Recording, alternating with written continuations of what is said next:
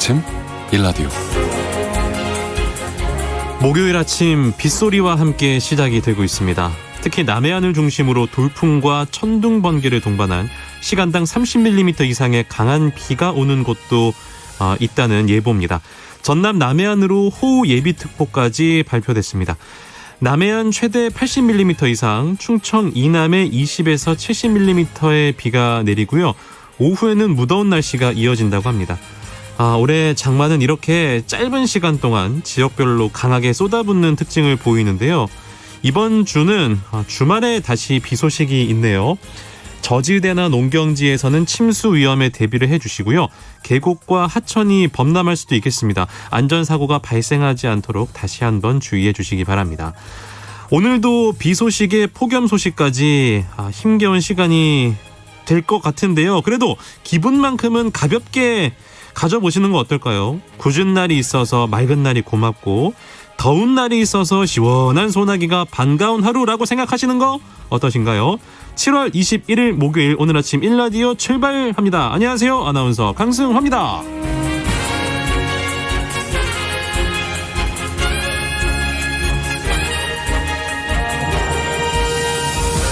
오늘 아침 일라디오 오늘도 생방송으로 함께하겠습니다. 방송에 참여하실 분들 단문 50원, 장문 100원이 드는 유료 문자 샵 9730 이용하셔도 되고요. 유튜브에 KBS 일라디오 공식 채널 검색하고 들어오시면 채팅창에 참여하실 수 있습니다. 콩 어플리케이션에서도 일라디오를 보이는 라디오로 함께 하실 수 있습니다. 유익한 정보와 살아있는 이야기가 있습니다. KBS 오늘 아침 일라디오. 농수산 뉴스 농민신문 류수연 기자와 함께합니다. 안녕하세요. 네, 안녕하십니까. 지난해에 신선 농산물 투명 포장, 그러니까 이제 안쪽이 보이는 거죠. 뭐 플라스틱 같은 투명 포장에 대한 생산 연도 표기 조치가 여러 우여곡절 끝에 이제 안 하기로 철회가 됐는데, 그런데 이번에 식품의약품안전처가 모든 불투명 포장, 그러니까 뭐 종이 박스 같은 거죠. 안쪽이 보이지 않는 그러한 포장이 된 신선 농산물에 대해서 생산 연도 표기 조치를 의무화하려 한다, 이런 이야기가 나와 있네요. 네, 그래서 요즘 농산물 산지에서는 일대 혼란이 빚어지고 있습니다. 네.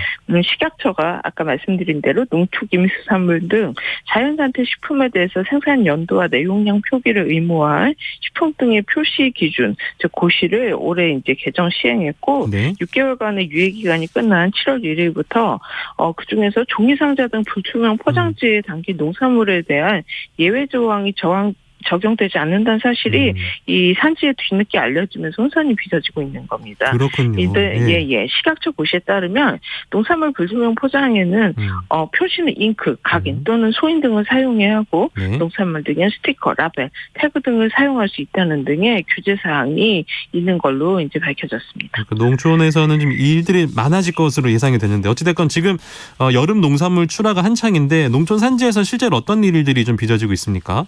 그래서 결국은 이 연산을 표기하는 작업에 허리가 휘겠다는 민원이 전국에서 속출합니다. 네. 저희 취재진이 최근에 강원 춘천 신분농협을 취재했는데요.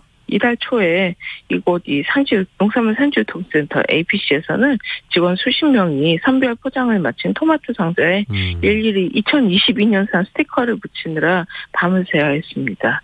이 농협에서는 토마토, 오이, 호박 등을 주로 취급하는데요.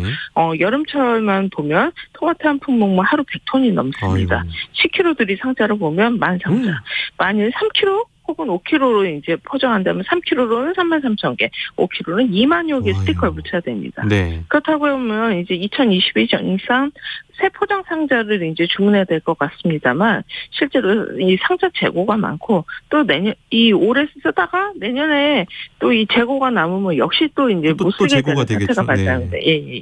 그래서 이 농협의 APC 센터장은 토마토를 장기 보관했다 2년간 드시는 분이라면 아마 기네스북에 오르지 않을까. 그럴 일이 없다는 얘기죠. 예, 그렇죠. 예. 도대체 어떤 공무원이 기껏해야 1, 2주 안에 먹는 농산물의 생산 연도를 법으로 표시하게 했는지 생각할 수 어이가 없다고 토로했습니다. 네. 차라리 소비자 알 권리 확대를 위해서라면 견과류처럼 저장성이 높은 품목에만 적용을 해야 했다. 그리고 또 이제 물론 한쪽에서는 수입식품 관리 강화를 이제 들고 나오지만 모기 한 마리 잡으려고 방 안 가득 모기약을 치는 꼴이 아니냐고 꼬집기도 했습니다. 그러니까 좀 품목별로 섬세하게 제도가 있어야 되는데 너무 일괄적으로, 그러니까 뭐 예를 들어 종이 박스에만 그렇게 규정이 들어가니까 이런 불만이 나오는 것 같은데, 어쨌든 농업계에서는 좀 미리 대비할 수 있었을 것 같다라는 아쉬움도 있어요. 또 한편으로는 또 규제를 혁파하겠다는 정부의 정책과 좀 안 맞는 것 같기도 하고요. 어떻습니까?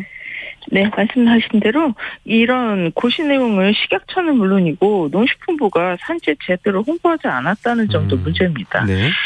지난해 식약처가 투명 포장 농산물에 대한 생산연도 표시 관련 내용을 고시했는데 이제 결국은 산지 거센 반발을 불렀고, 그래서 11월에 이제 슬그머니 고시를 재개정해서 없던 일로 했습니다. 투명 포장의 경우죠, 지금. 네, 맞습니다. 그런데 이제 식약처는 이 과정에서 이해관계자나 국민을 대상으로 보도자료 혹은 설명자료 하나 안 냈습니다. 네. 그리고 이제 불투명 포장 농산물에 대해서 규제 남겨놨고 이제 끝내 강행을 했습니다. 네.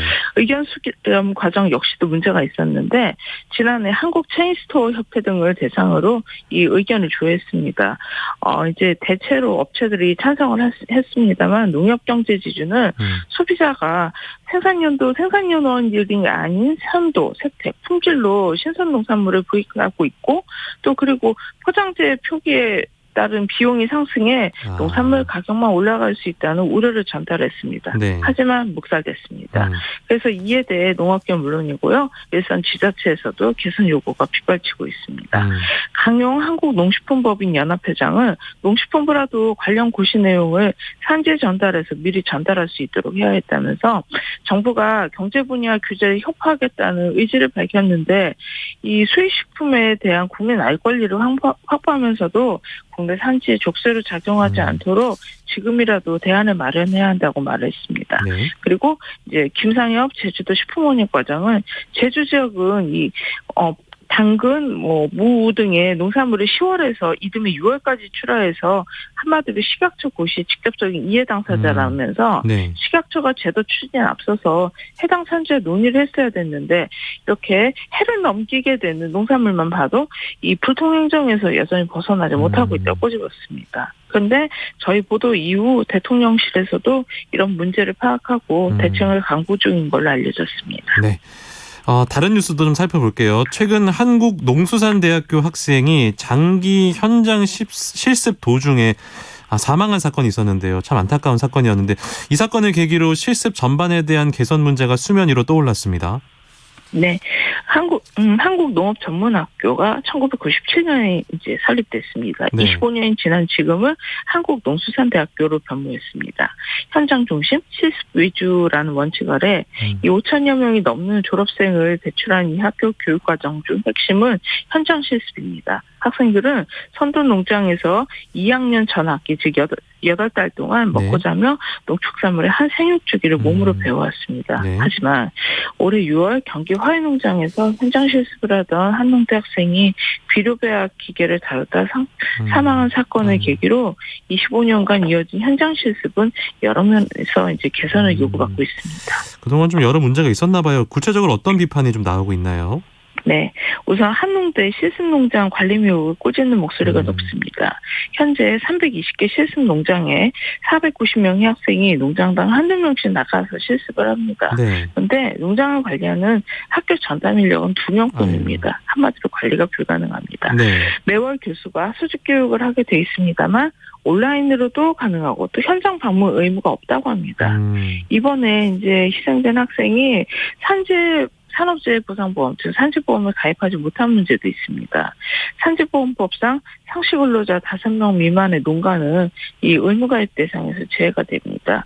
그래서 또 또 한 가지 있다면 학교가 학생에게 한 달에 30만 원, 또 이 현장 교수로 불리는 농장주가 평균 80만 원의 실습수당을 줍니다. 네. 그런데 이제 일부 농장주들은 값싼 노동력을 얻는 방법으로 현장 실습을 악용하는 일도 벌어지고 있습니다. 네. 이에 대해서 이 한농대 졸업생은 요즘 부모 영농 기반이 없는 학생들도 많이 입학을 하는데 이들한테 농사가 원래 그렇다면 쉬는 시간도 주말도 없이 일을 시키는 게 받아들여지지 않는다고 말하기도 했습니다. 몇 가지 문제들이 있었네요. 재발 방지 대책이 좀 필요할 것 같은데 어떤 대책들이 나오고 있나요? 네, 농업계에서는 이 학교의 설립 취지를 고려할 때 현장 실습 개선은 필요하지만 축소돼서는 안 된다는 게 공통된 의견입니다. 네. 사실 한농대도 상황을 알고 있었습니다. 그래서 올해 초 주 40시간 실습 원칙 준수, 학습 목표 중심의 실습 운영 등을 주요 내용으로 하는 현장 실습 중장기 발전 대책을 수립하고 19개 농장에 시범 적용이었습니다. 안타깝게도 이번 내용이 모든 농장에 적용되지는 못했습니다. 그래서 한농대는 실습 농장 지정 요건을 강화하고 이제 또 대상 농장 수를 줄여서 이 산재 문제 등을 좀 풀어갈 방침입니다.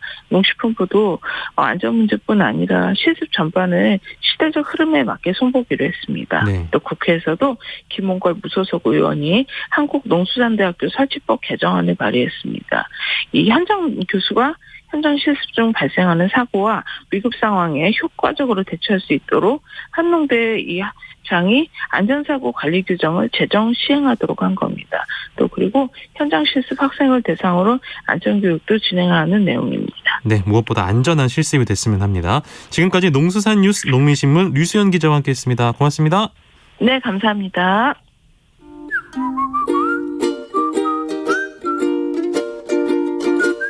오늘 아침 일라디오 강승화 아나운서의 진행으로 듣고 계십니다.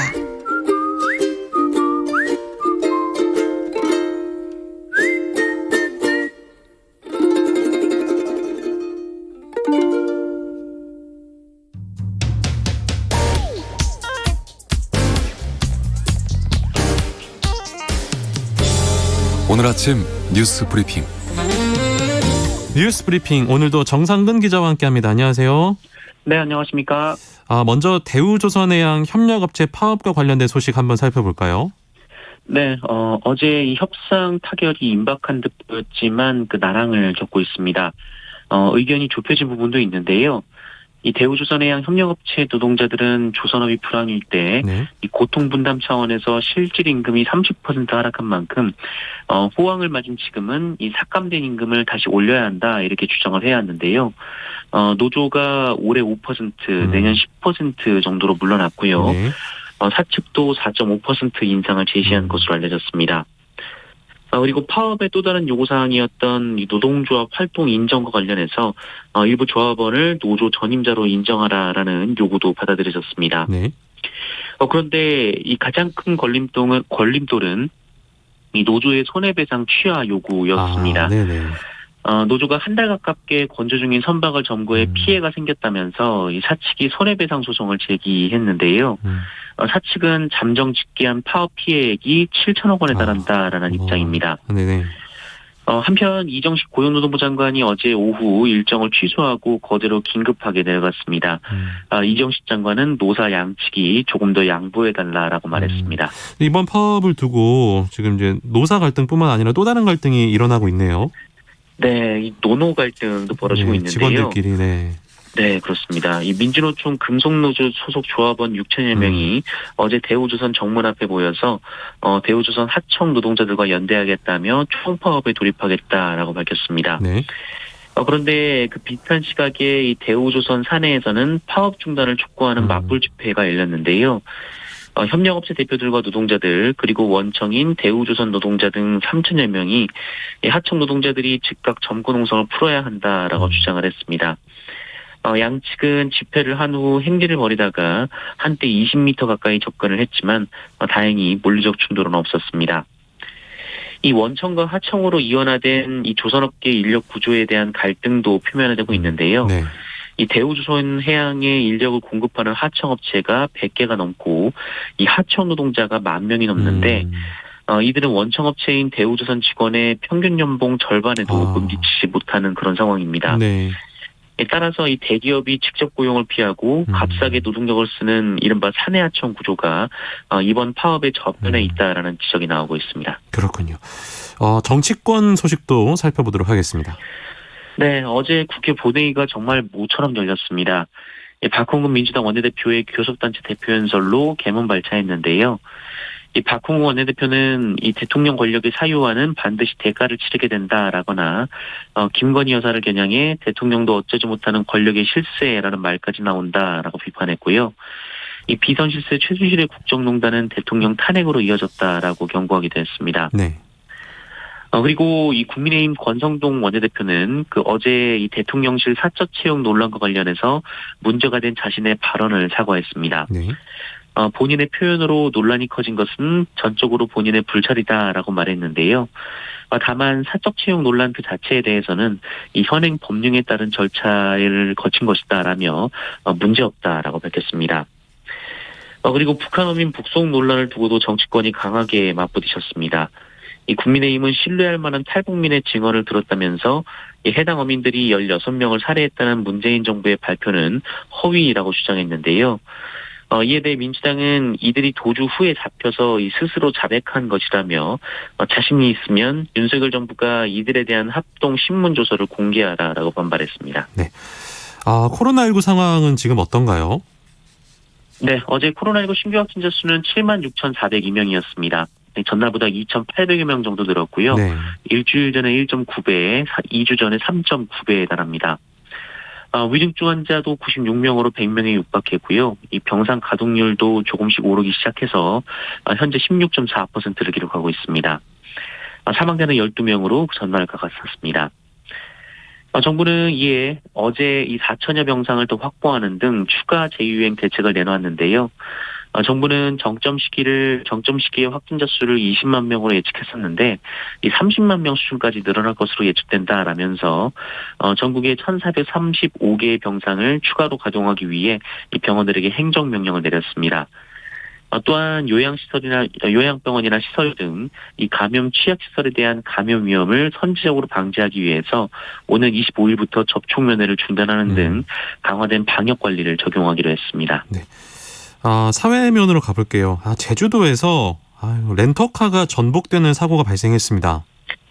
네, 어제 새벽 3시 38분쯤 이 제주시 애월읍 고내리 해안도로를 달리던 이 소나타 렌터카가 전복됐다라는 신고가 119에 접수가 됐습니다. 네.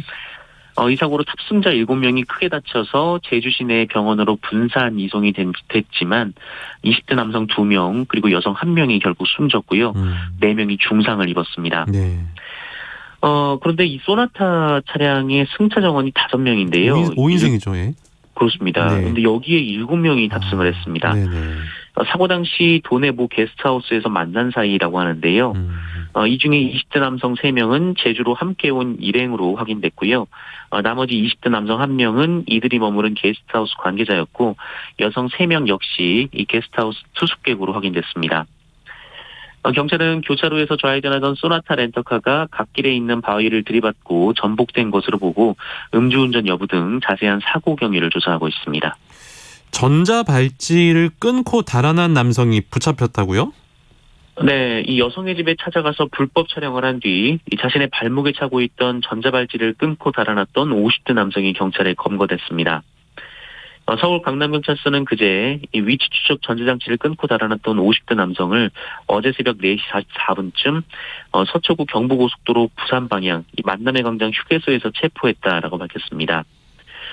그런데 이 남성이요. 4년 전에도 전자발찌를 끊고 해외로 도주까지 했던 것으로 확인됐습니다. 네.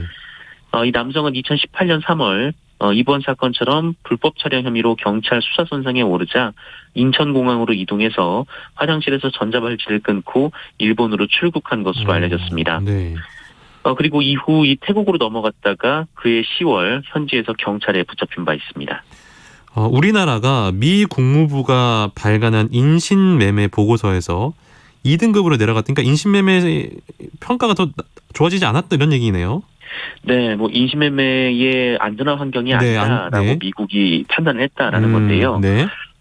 미 국무부가 발행한 2022년 인신매매 보고서에 따르면 우리나라가 2등급으로 분류돼서 좀 충격을 주고 있습니다. 그러네요.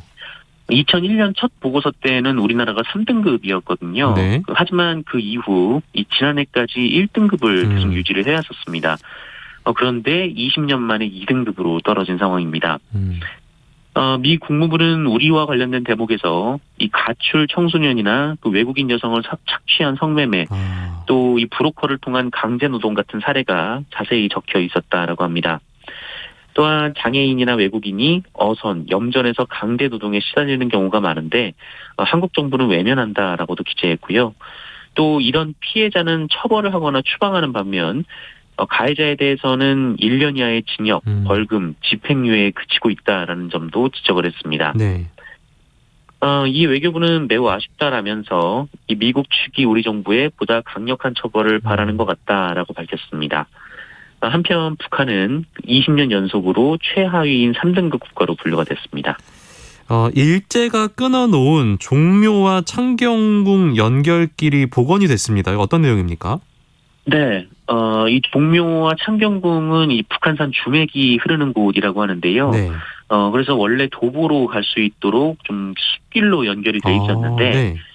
근데 일제강점기 때 이 숲을 밀어내고 여기 중간에 도로를 만들면서 이 두 곳이 이어지는 길이 끊어졌다라고 합니다. 네. 그런데 어제 이 원래 있던 숲이 복원이 되면서 이 두 공간이 90년 만에 다시 연결이 됐습니다. 네. 기존에 있던 도로는 지하로 가게 했고요. 이 8,000여 제곱미터의 크기의 녹지를 살려서 이 북한산 주맥을 다시 이은 건데요. 2011년 첫 삽을 떴지만 이 고증 등의 시간이 걸리면서 이 마무리까지 12년이 걸렸습니다. 그리고 이 창경궁과 종묘 사이에 있던 궁궐 담장길도 복원이 됐는데요. 네. 이 남아있는 원형과 또 사료를 참고해서 옛 모습을 최대한 살렸다라고 하고요. 또 공사소 중에 발굴된 이 종묘 담장의 석재들도 복원에 사용됐다라고 합니다. 이와 함께 왕이 비공식적으로 종묘를 찾을 때 드나들었던 이 북신문도 이 제 모습을 드러냈다라고 합니다. 이 궁궐 담장길은 이 내일부터 시민들에게 개방이 됩니다만, 이 종묘는 예약을 통해서 시간제로 운영이 되기 때문에 당장 자유롭게 왕래하기는 좀 어려운 상황입니다. 그래서 서울시는 이 담장길을 통해서 창경궁과 종묘를 오갈 수 있도록 문화재청과 협의 중이라고 밝혔습니다. 우리나라 축구대표팀이 어제 중국을 크게 이겼습니다. 네, 우리 축구대표팀이 2022 동아시아 축구연맹 챔피언십 1차전 이 중국과의 경기를 승리로 장식했습니다. 3대0 완승이었는데요. 네. 이 대회 4회 연속 우승에 도전하는 우리나라는 이날 승리로 이 중국과의 상대 전적에서 21승 13무 2패라는 절대 우위를 이어갔습니다. 우리나라는 조규성 선수가 원톱으로 나왔고 나상호 선수와 건창원 선수, 엄원상 선수가 2선 공격수로 출전을 했는데요. 경기 초반부터 우리나라가 줄곧 주도권을 쥐었으나 이 첫 골이 터지지 않아서 좀 답답한 흐름이 이어졌는데 네. 전반 39분 중국의 자책골로 첫 골이 기록이 됐고요. 이후 후반 9분 권창원 선수가 이 김진수 선수의 헤딩 패스를 골로 연결했고 네. 후반 35분에는 조규성 선수가 오른발 슛으로 득점에 성공을 했습니다. 훈훈한 소식도 들어와 있습니다. 화물차에서 떨어진 쇠봉으로 도로가 난장판이 됐는데 시민들께서 자발적으로 치우셨습니다. 이거 어떤 내용입니까? 네, 그제 오후 3시 40분쯤에 있었던 일인데요. 네. 이 부산 사상구 강변대로에서 한 화물 차량에 이 적재된 쇠봉 6천여 개가 아이고. 쏟아져서 이 난장판이 된 일이 있었습니다. 네. 정말 그야말로 현장이 아수라장이었다고 하는데요. 그런데 갑자기 주변을 지나가던 차들이 멈춰 서더니 그때부터 이 젊은 청년분부터 60세가 넘은 어르신까지 시민 10여 명이 차에서 내려서 자발적으로 쇠봉을 줍는 등 이 현장을 수습을 하기 시작했습니다. 이야. 이분들은 고무장갑을 끼거나 모자를 챙겨 쓴 채 정말 묵묵히 쇠봉을 치웠는데요. 네. 현장에 출동한 경찰분이 이 화물차 업체에서 나온 직원들인 줄 알았다고 너무 잘 말할 정도로 치우셨구나. 네, 묵묵히 사고 현장을 수습을 하셨습니다. 네. 게다가 지금 한낮 최고 기온이 30도에 육박하는 불볕더위 속에서 작업이 계속되자 한 시민은 이 자신의 차에 있던 생수를 꺼내서 또 같이 치우던 야. 주변 분들과 또 함께 나누기도 했다라고 합니다. 네. 이 사고로 강변대로 4차선 중 2개 차선이 한때에 통제가 됐는데요. 이 시민분들의 도움 덕분에 아무런 2차 사고 없이 이 40여 분 만에 현장이 정리됐다라고 합니다. 이 가전제품의 부품으로 쓰이는 이 세봉은 이 당시 화물차에 제대로 고정되지 않아서 쏟아진 것으로 알려졌습니다. 시민분들 정말 대단하신 것 같고요. 화물차 이거 이송하시면서 좀 항상 고정을 좀 제대로 하셔야 될 것 같다는 그런 생각이 또 드는 그런 뉴스였습니다. 네, 그렇습니다. 네, 정상은 기자와 뉴스 브리핑 함께했습니다. 고맙습니다. 고맙습니다. 빗길 운전은 시야 확보가 어렵고 제동거리가 길어져서 특히 조심해야 합니다. 빗길에선 낮에도 전조등을 켜고 평소의 2배 이상 안전거리를 확보하면서 20에서 50%까지 감속 운행을 해야 하는데요. 특히 타이어의 마모가 심할 경우 제동거리가 길어지고 타이어 공기압이 낮아도 큰 사고로 이어질 수 있는 만큼 타이어 관리와 점검이 중요합니다. 안개 낀 날 역시 가시거리가 10m 이하일 때는 시속 20km 이하로 주행해야 사고를 피할 수 있습니다. 또 안개가 짙은 날 전조등을 켜면 오히려 시야 확보에 방해가 될 수 있기 때문에 안개등과 비상등을 켜야 하는데요. 창문을 조금 열고 주의 소리에 귀를 기울이면서 운전하는 것도 사고를 막는 방법 중 하나입니다. 교통안전, KBS 라디오가 함께합니다.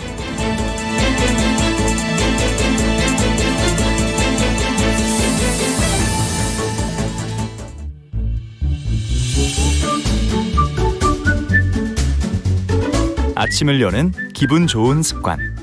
KBS 오늘 아침 1라디오.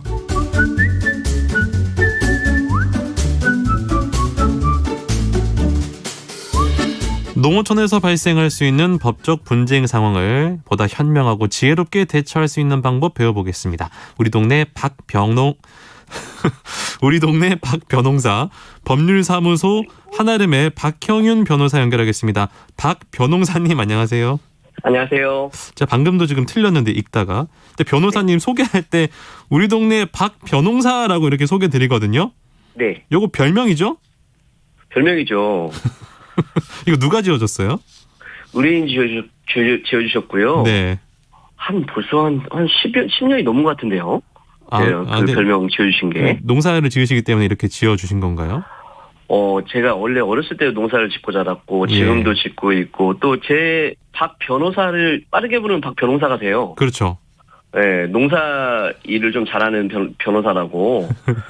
네, 예전에 수박을 대단히도 짓는 분이 계셨는데, 그분, 제가 수박 농사를 어렸을 때 부모님이랑 같이 이제 짓는 걸 따라다니면서 일을 도와드렸어요. 한 20년 지었거든요. 아유, 그러셨군요. 예, 그러다 보니까 박 변호사가 됐습니다. 요거, 변호사님, 이거 별명이요. 네. 좀 드라마로 만들기에도 좀 군침이 도는 그런 이름인 것 같아서, 재밌습니다. 예. 이제 비교적 한가한 시기에 종종 마을에 있는 변호사 사무실로 의뢰가 들어오는 사례가 있다고 하는데 오늘 그 사례 소개해 주신다고요? 농촌에서는 이쯤 되면은 잔치하거든요. 농한기니까. 아니면 또 이제 보양한 시기잖아요. 그렇죠. 복날 막 다가오고 하니까. 그럼 여러모로 이제 불법 도축이 많이 이루어져요.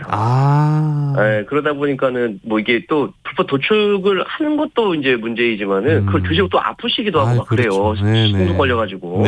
그래서 이번에는 그런 사례를 한번 준비해봤습니다. 알겠습니다. 그 사례 바로 만나보도록 하겠습니다. 네.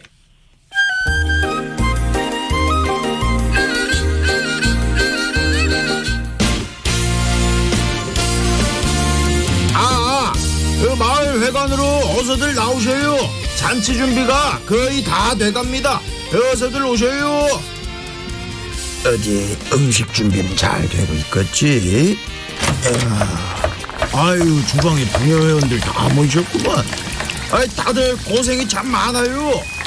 근데 부녀회장님, 돼지는 다 돼감요? 아이고, 이장님, 좀만 기다리셔요. 우리 부녀회 회원들이 잡채랑 도토리묵이랑 아주 맛나게 준비하고 있어요. 거의 다 돼가요. 그리고 이장님, 참말로 감사해요. 새삼스럽게 그래요. 돼지 한 마리인데 나가 돼지 농장을 하니까 크게 매맘을 썼어. 쑥스럽구만. 돼지는 다 돼가는겨? 지금 회관 옆 공터에서 청년회 회원들이 이장님이 주신 돼지를 잡고 있어요. 아까부터 몇 생게 이제 거의 끝나갈 거예요. 우리 마을 어르신들 식구들 다들 모여서 이 복중에 몸보신 한번 하자는 것인께 힘들어도 조금만 수고들 해줘. 다 준비되면 오늘 마을잔치 한번 신나게 해보자고. 이거 한 마리면 충분하겠지? 아이고 그럼요. 돼지 다 잡으면 아주 맛나게 보쌈에 제육볶음에 맛난 거 많이 해서 나갈게요. 좀만 기다리셔요. 그래. 고생들 많아요.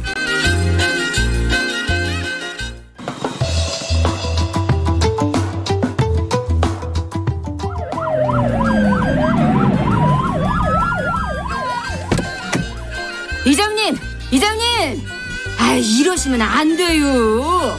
마침 잘 왔네, 김순경. 역시 먹을 복이 있구먼. 우리가 돼지를 한 마리 잡았거든. 아이고 이장님, 이러시면 안 되죠. 돼지를 함부로 잡으시면 큰일 나셔요. 나 참 그게 무슨 소리요? 나가 나돼지를 잡는 것인데 그것이 어떻게 함부로인가? 아이고 법에 걸려요 이장님. 그게 뭔 소리요? 그럼 어떻게 해야 되는겨? 참말로. 나의 돼지를 나가 잡는 뒤 경찰에 알려야 하나 군청에 신고를 해야 하나? 그 참 말이 되는 소리를 해야지. 동네 사람들 누가 좀 알려줘봐요. 이거 진짜 저도 좀 궁금해지네요. 나가 나의 돼지를 잡겠다는데 요거를 뭐 어디다 신고? 그러니까 이게 지금 잔치 때 음식 제대로 차려 드시려고 본인의 돼지를 잡으신 거예요, 직접. 그렇죠. 근데 이렇게 하면 안 되기 때문에 저희가 지금 소개를 해드리는 거잖아요. 그럼요. 네. 우리가 이제 축산물위생관리법이라는 게 있습니다. 그래서 이런 도축이나 이런 것들은 허가받은 작업장에서 하게 돼 있어요. 그래서 허가받은 작업장이 아니면 뭐 7년 이하의 징역 또는 1억 원 이하의 벌금에 처하게 되는데 이게 규정이 만든 지가 되게 오래됐어요. 그럼 잠깐만요. 예전에 제 기억으로는 마을에 어르신들 모여가지고요. 예? 네. 뭐 이렇게 잡아 드시고 뭐 그 피도 좀 한 잔씩 나눠 드시고 이런 거 기억 나거든요. 이것도 그러면 다 불법이었던 건가요, 이게? 어떻게 그걸 다 기억하고 계세요? 어릴 때 문득 본 것 같아가지고. 예. 저도 어렸을 때 많이 봤었고 이게 또 술맥이라고 해가지고 이렇게 많이 잔치를 하시거든요. 방금 말씀하신 것처럼 그런 뭐 이렇게 동네 잔치를 많이 했었는데 원래 불법이었어요. 근데 규정은 있는데 그 규정에 따른 뭐 현실 적용, 뭐 단속 이런 게 없었던 것뿐이지 그렇구나. 굉장히 오래전부터 규정은 있어왔고요. 근데 이제 처벌에 대해서는 사회적인 문제가 많이 커졌을 때 이게 이루어지고 있고 요즘은 많지는 않은데 심심치 않게 적발이 됩니다. 어쨌든 이거 위반하시게 되면 축산물 위생관리법 위반으로 10년 이하의 징역, 1억 원 이하의 벌금. 이게 좀 처벌이 좀 강하네요. 만만치 않은 처벌인 것 같습니다. 10년 이하의 징역이 굉장히 크죠. 그러네. 근데 그 마을에서 이렇게 이제 뭐 이렇게 동물을 잡았는데 처벌을 받지 않는 경우도 혹시 있습니까? 있습니다. 이게 이제 또 예외 지역이 좀 지정돼 있는데요. 예외 지역? 뭐 도서나 뭐 벽지, 도축장 이용이 굉장히 곤란한 곳들이 있잖아요. 네네. 이런 데는 이제 뭐 주민들 불편 해소하는 목적이 있어서 뭐 우리 지자체 장들께서 뭐 특별시장님, 뭐 광역시장님, 뭐 도지사님 이런 분들이 소나 말을 제외한 가축 같은 경우 지역과 그 도축 가능한 가축을 정해서 처벌을 제외할 수 있는 예외적인 규정을 두고 있습니다. 소나 말을 제외한 가축들 가운데 어떤 좀 특정한 지역을 지정해서 그 안에서는 또 가능하다. 근데 그런 상황을 어떻게 확인을 해요? 뭐 어디 뭐 벽보에 써놓는 것도 아니고 주민들이 어떻게 확인합니까? 보통 이제 전화를 해보시면 됩니다. 우리 지역에서 잡아도 돼요, 이렇게요? 전화를 해보시면 되고요. 조금 이제 꼼꼼하게 체크하신 분들은 홈페이지 같은 데를 통해서도 확인할 수가 있거든요. 네네. 그래서 직접 전화를 해보시거나 우리 지자체 홈페이지를 통해서 확인해 보시면 정확하게 파악이 가능합니다. 지자체에 전화해서 여쭤보는 게 가장 빠르겠네요. 그죠? 시골에서는 대부분 전화 드립니다. 전화해서. 이제 지금 알아봤는데 이런 규정들에 대해서 이게 잡으면 안 되는 지역이에요. 잡으면 안 되는 지역에서 누가 잡았어. 근데 요거를 주변에서 본 거죠. 그래서 저거 잡으면 안 돼. 그래서 신고를 했어요. 그러면은 신고한 사람한테 뭐 이렇게 뭐 혜택이 있습니까? 아, 그럼요. 포상금 있습니다. 포상금 있어요? 예, 허가받지 않는 작업장에서 그렇게 도축하는 거를 신고를 하게 되면은 해당 가축의 시가 상당의 포상금을 지급하게 됩니다. 그러면은 돼지 한 마리 잡았어요? 예. 그럼 포상금이 돼지 한 마리 가격 정도 준다는 얘기인가요? 이 법 규정상 그렇게 돼 있습니다. 아, 그렇군요. 이거 네. 어쨌든 좀 조심하셔야 될 것 같습니다. 어쨌든 지금 그럼요. 예, 축산물 지금 위생관리법 알아보고 있는데 이게 이제 문제가 되는 이유는 특히나 이런 법을 지정한 이유는 먹었을 때 문제가 생기기 때문에 생긴 거 아니겠습니까? 이런 제도들이. 그렇죠. 이제 도축 과정에서의 위생 관리가 아주 중요하기 때문에 네. 또 우리가 축산물 같은 경우에는 날로 먹다가 굉장히 이게 생명까지 잃는 경우가 있거든요. 진짜 위험해요, 이거. 그럼 위험하죠. 네, 네. 네, 그래서 이제 그런 부분 때문에 관리를 하고 있는 거고요. 만약에 이제 이렇게 동네 잔치하는 데서 이렇게 직접 도축하셔서 드시다가 탈이 나면은 네, 또 행사 주체가 또 그런 손해배상을 다 해줘야 됩니다. 아, 그렇군요. 네. 들으면 들을수록 조심해야겠습니다. 근데 네. 그 지금 오늘 저희 사례는 이제 돼지였는데 네. 조금 이제 지금도 몇몇 시골에서는 이제 흑염소라든지 뭐 개 이런 것들 예. 복날에 이제 뭐 보양하신다고 개별적으로 도축하시는데 이것도 당연히 안 되는 거겠죠? 당연히 처벌 대상이고요. 아, 네. 이것도 이제 축산물위생관리법으로 처벌할 수도 있고 또 문제는 이런 그 동물들을 도축하는 방법이 동물보호법에 또 규정이 돼 있거든요.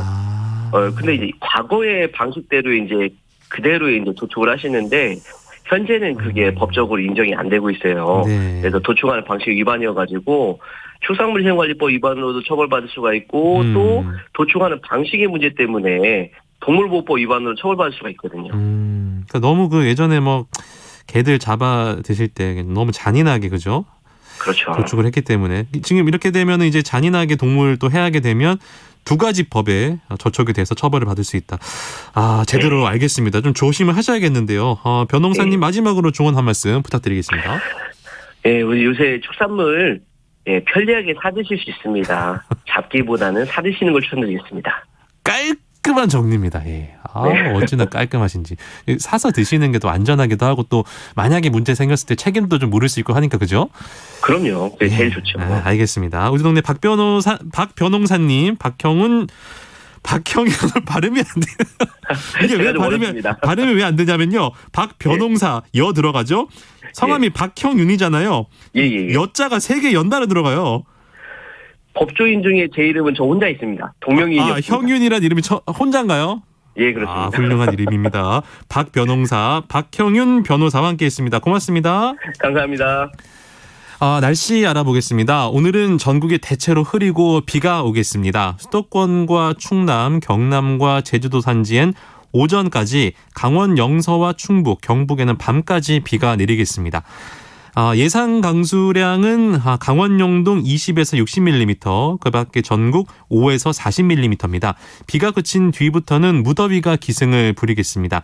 중서부 지방은 비가 일찍 그치면서 서울 낮 기온이 31도까지 오르는 무더위가 이어지겠고요. 반면 대구는 29도 등 남부지방은 조금 더 길게 비가 이어지면서 심한 더위의 기세가 꺾이겠습니다. 남해안에는 돌풍과 벼락을 동반한 국지성 호우가 쏟아지면서 80mm가 넘는 다소 많은 비가 내리겠습니다. 그 밖에 충청 이남에는 최고 70mm, 중북부 지방에는 5mm 안팎의 비가 예상이 됩니다. 오늘 오후까지 제주도에는 초속 8에서 16m의 강풍이 불겠고요. 서해 먼바다와 제주도 해상, 남해 먼바다와 동해 남부, 남쪽 먼바다엔 풍랑이 거세게 일겠습니다. 주말에 또다시 전국에 장맛비가 내릴 전망이라고 하네요. 비도 오고 지금 좀 코로나19 상황도 좋지 않은데요. 아무쪼록 좀 건강하게 몸 관리 잘 하시면서 활기찬 하루 보내시길 바랍니다. 지금까지 아나운서 강승화였고요. 저는 내일 오전 6시 15분에 다시 인사드리겠습니다. 여러분 진심으로 고맙습니다.